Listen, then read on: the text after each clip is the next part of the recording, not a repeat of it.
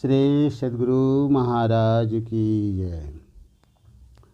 मंगलमूर्ति सतगुरु मिलवें सर्वाधार, मंगलमय मंगल करना बिनो बारंबार। धन्य धन्य सतगुरु सुखदा महिमा कही न जाय, जो कछु कहूँ तुम्हारी कृपा मोते कछु न बसाए, मोते कछु न बसाए। प्रेम से बोले श्री सद्गुरु महाराज की जय। अभी हम लोग नवधा भक्ति का पाठ श्रवण कर रहे थे। उसमें आया प्रथम भगति संतन कर संगा,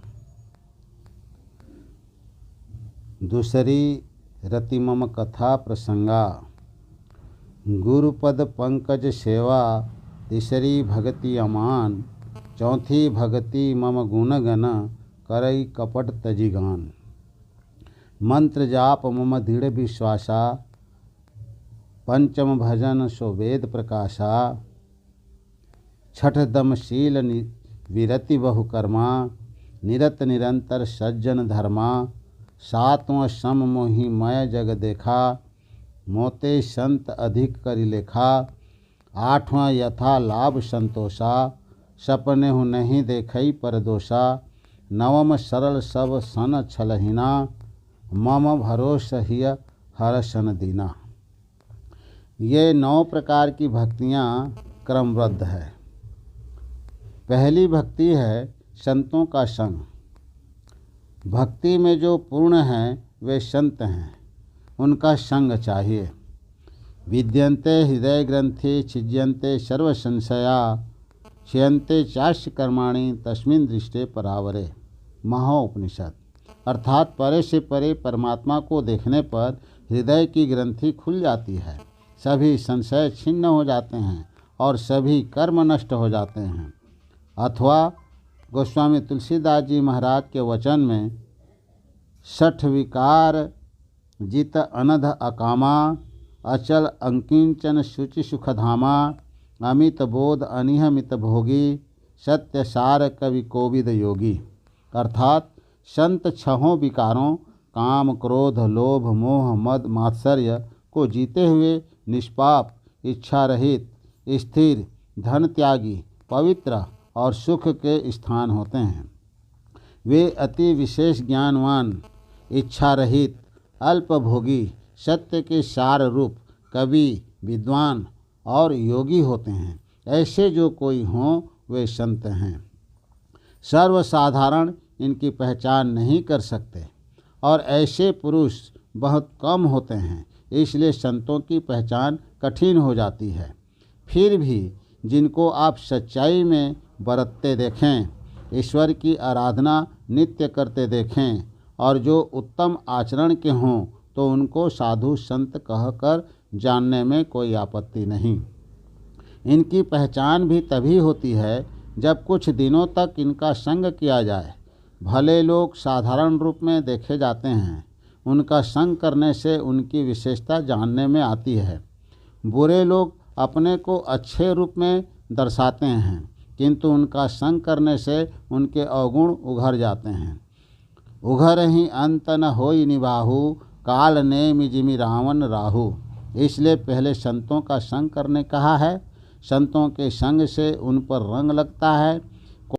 कोई ऐसे भी होते हैं जो संतों का संग तो करते हैं किंतु मन संसार में लगा कर रहते हैं, उन पर वैसा रंग नहीं लगता।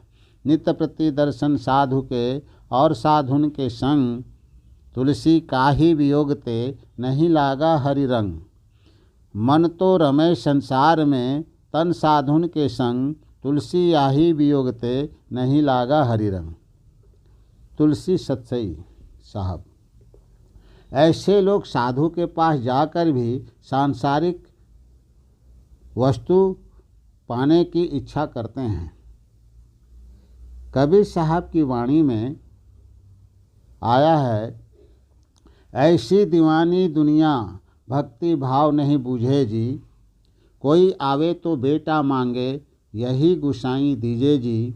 कोई आवे दुख का मारा, हम पर कृपा कीजिए जी।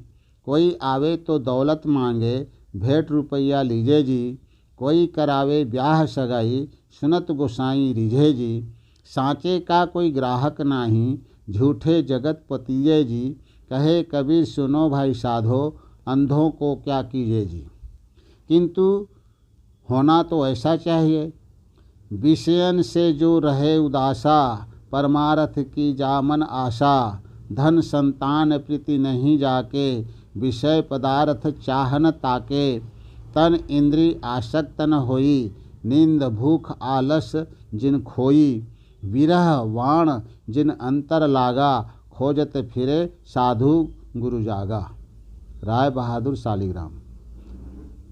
ऐसा रहे तो झट रंग लग जाए, इसलिए पहले साधु संग करें। संग करने से सदाचार पालन करने का अनुकरण करने को मिलता है। साधु संग में जाने पर वहाँ परमार्थ और की कोई कथा अवश्य होगी, इसलिए दूसरी भक्ति कथा प्रसंग है। कथा प्रसंग से ज्ञान उपजेगा और गुरु भक्ति करने के लिए सीखेगा। गुरु की सेवा करेगा, यह तीसरी भक्ति होगी। कोई किसी का सेवा करेगा तभी उससे कुछ गुण प्राप्त करेगा। सेवा करने वाला मान प्रतिष्ठा का ख्याल छोड़कर करेगा, तभी गुण प्राप्त करेगा। फिर ईश्वर की गुणगान करेगा, यह चौथी भक्ति होगी, चाहे पद में अथवा गद्य में। फिर पांचवी भक्ति आती है, दृढ़ विश्वास से गुरु मंत्र का जाप करना। विश्वास इस बात का कि जपने का जो शब्द है वह ईश्वर की ओर कर देता है। जिस शब्द का जप करना है उसका अर्थ जानना चाहिए। जप करने से साधक की जापक की वृत्ति ईश्वर की ओर जाएगी। जप करते समय मन को समेट कर जाप करना चाहिए। जप 3 प्रकार के हैं, बहुत लोग जानते हैं। पहला वाचिक, दूसरा उपांशु, तीसरा मानस। वाचिक जप में शब्द का मुँह से उच्चारण करते हैं, जिसे स्वयं सुनते हैं और दूसरे लोग भी सुनते हैं। उपांशु जप में ओंठ हिलते हैं और मुँह में ही उच्चारण होता है, स्वयं ही सुनते हैं, बाहर और किसी को सुनाई नहीं देता है। मानस जप में मुँह से उच्चारण नहीं होता है, मन से ही मंत्रावृत्ति होती रहती है। यह उत्तम मानस जप है। और आगे बढ़ते हैं, इंद्रिय निग्रह करने का स्वभाव वाला हो जाना, यह बहुत बड़ी बात है। इंद्रियां वश में हो जाए, बहुत से कर्मों को और से चित्त हट जाए और संसार में संतों के धर्म के अनुकूल बरते, पाप की ओर बुराई की ओर न जाए, भलाई की ओर पुण्य कर्म की ओर जाए। इसी प्रकार जानना चाहिए कि मन की धार को इंद्रियों में है, विषयों में लगकर विषयों को जानती है। बाहरी विषयों में भी असल में तो मनोवृत्ति ही है, इसलिए मनोवृत्ति को समेटना व साधन होना चाहिए। आजकल लोग कहते हैं कि यह समय यांत्रिक है, यंत्र से सब काम होते हैं। खेत को यंत्र से जोतते हैं, यंत्र से पानी पटाते हैं, आटा चावल यंत्र से तैयार करते हैं तथा चलना फिरना भी यंत्र से होता है। यह शरीर भी यंत्रमय है। हम लोग इसमें पड़े हैं। 5 ज्ञान इंद्रिय बाहर की ओर तथा 4 अंतःकरण के भीतर की ओर हैं। उसी के बल पर सब चलता है। इन दोनों में बड़ा मेल है।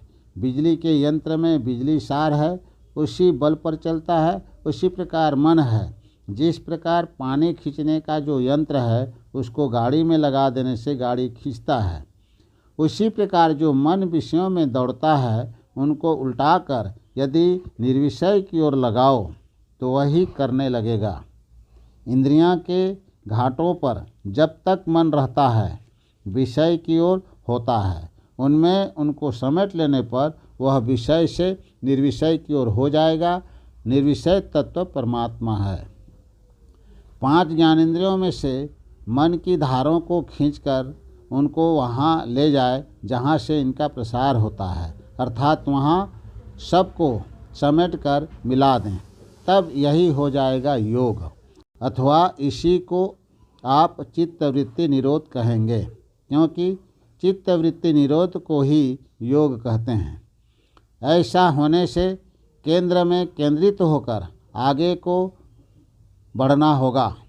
इसी को कहेंगे भक्ति, क्योंकि यह बढ़ाव स्थूल विषयों की ओर के प्रतिकूल जाना, निर्विषय परमात्मा की ओर जाना है। किसी चीज़ को समेटिए तो वह अपने प्रथम प्रसार की ओर से विपरीत दिशा को जाती है। इसी प्रकार स्थूल में सिमटाव होने से उसके विपरीत सूक्ष्म की ओर सूरत की गति होगी। कोई किसी को पूजा करने के लिए अथवा दर्शन के लिए चलता है तो यह चलना उसकी भक्ति में दाखिल है। इसी प्रकार जो अपनी वृत्ति को समेटता है और उपर्युक्त गति होती है, तब वह गति ही उसकी भक्ति होगी। अंतर की ऊर्ध्वगति में जैसे जैसे उससे उत्पन्न स्वाभाविक चैन और ब्रह्म ज्योति तथा ब्रह्मनाद की प्रत्यक्षता होती है, वैसे वैसे विषयों की ओर से मन छुड़ता जाता है। यही दमशील होगी छठी भक्ति। कथित योग युक्त के जाने बिना और बिना उसके अभ्यास के छठी भक्ति नहीं हो सकती। इसी में दमशीलता होती है। इसके बिना कोई छठी भक्ति नहीं कर सकता। मन और इंद्रियों का जब तक संग संग साधन होता रहता है, तब तक दम का साधन है, जिससे दमशीलता प्राप्त होती है। और जब केवल मन का साधन होता है, सम, दम और सम में विशेष संबंध है। सम के साधन में प्रवृत्त होना सातवीं भक्ति है। बिना सम के कोई सम प्राप्त नहीं कर सकता। दम और सम के साधन में ब्रह्म ज्योति और ब्रह्मनाद प्राप्त होते हैं। जहाँ ब्रह्म ज्योति है वही ब्रह्मनाद है। जब सूरत अनहद ध्वनि में रत होती रहती है, तब सम का साधन होता रहता है, तथा जब साधक ब्रह्म के निरुपाधिक मूल और शुद्ध स्वरूप को प्राप्त कर लेता है, तब वह सम हो जाता है, अर्थात उसको समता प्राप्त होती है। ऐसे भक्त साधक को यथा लाभ संतोषा का गुण प्राप्त हो ही जाएगा। यह आठवीं भक्ति होगी और वह सरल और छलहीन होकर एक परमात्मा का ही भरोसा रखता हुआ हर्ष, द्वेष, दीनता आदि विकारों से रहित हो जाएगा। इसी तरह वह साधक 9 प्रकार की भक्ति को प्राप्त कर लेता है। भक्ति केवल मोटी भक्ति में ही समाप्त नहीं होती है। भक्ति सूक्ष्म भी है और अनंत सूक्ष्म भी। स्थूल भक्ति, सूक्ष्म भक्ति, सूक्ष्मतम भक्ति, सूक्ष्मतर भक्ति आदि। कथित प्रकार से भक्ति को जानकर और उसका साधन करके साधक परम भक्त होकर परम प्रभु परमात्मा को पाकर पूर्ण शांति में निर्बंध पद को प्राप्त करता है और नित्यानंद में निमग्न होकर उस पद से कभी नहीं गिरता है। इसी भांति से लोग आवागमन के चक्र से छूटते हैं, नित्य सुख को सदा भोगते रहते हैं। यह जानकर सबको ईश्वर भक्ति करनी चाहिए। श्री सद्गुरु महाराज की जय।